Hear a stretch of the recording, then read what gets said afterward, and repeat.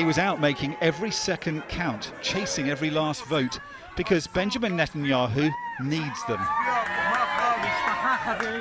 He may be one of the great political survivors of our time, but the odds are stacking up against him.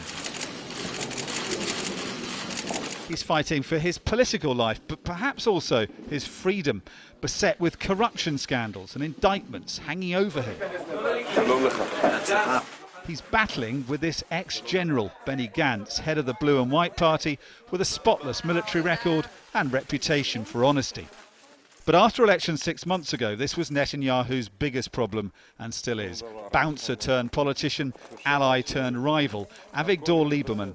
He's ruled out joining a Netanyahu coalition if the ultra-Orthodox are in it too. The religious right are turning out their voters, but on their own they're not enough to hand Netanyahu the coalition he needs to govern. And on the other side, Arab Israelis may for the first time support Jewish Israeli parties to topple Netanyahu. To win over more voters on the right, Benjamin Netanyahu is promising them this: a third of the occupied West Bank on the Jordanian border will be annexed, he says, to the horror of allies, including Britain, saying that will all but kill off hopes of a Palestinian state. And Netanyahu also stands accused of scaremongering, calling an emergency party meeting to deal with the threat of Arabs coming out to vote. It is beginning to look just a little bit desperate. Since the mid-90s, Israelis have put their faith more often than not in Benjamin Netanyahu, putting aside allegations of corruption and political wheeler dealing, and seeing him most of all as the best bet to keep them safe.